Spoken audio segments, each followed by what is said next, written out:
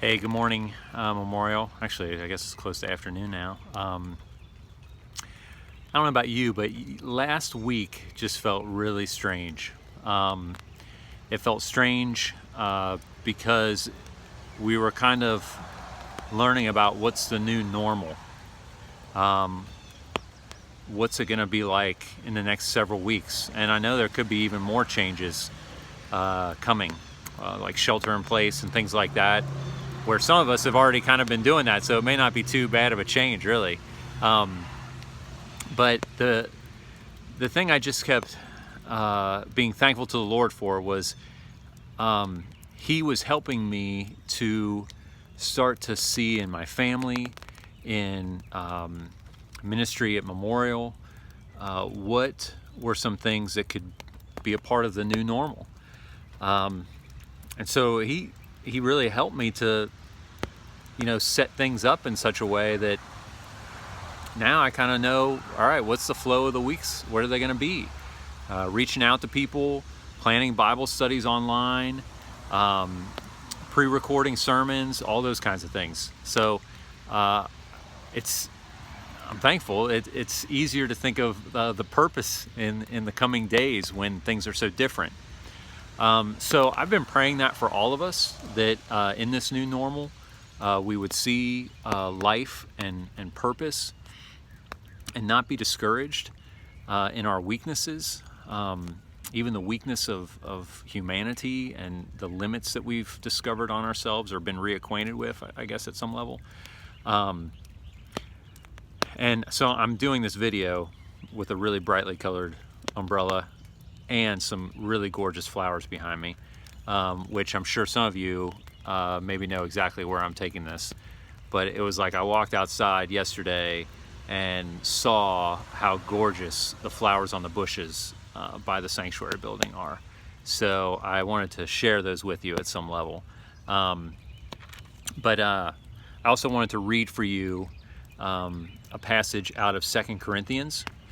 And it's the part it's towards the end in chapter 12, when Paul is talking about a thorn in his flesh that the Lord gave him. And we don't know exactly what it is. It could be some kind of temptation and sin that he's still dealing with.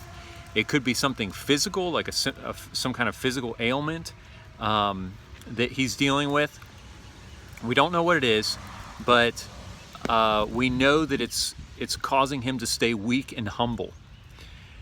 And so here's what he says about this thorn. Okay, I'm going to adjust this here for a second. You get to see this really brightly colored umbrella. Actually, I'm going to bring it down for a second because it's not really raining that bad.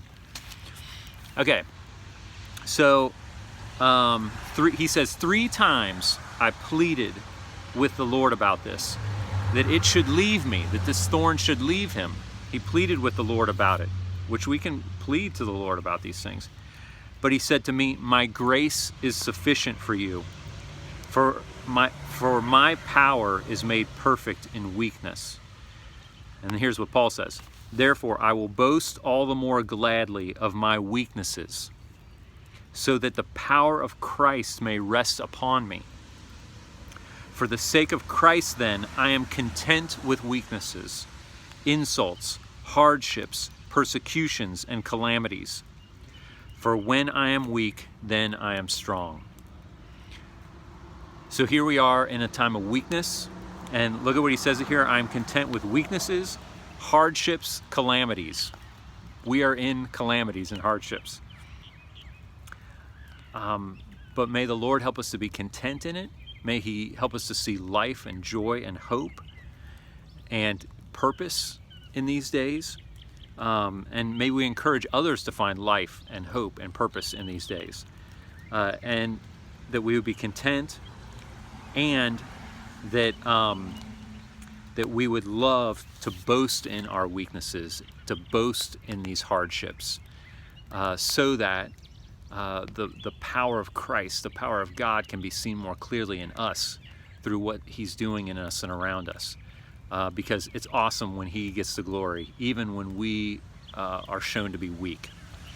For when I am weak, then I am strong. In Christ we are strong. Love you all.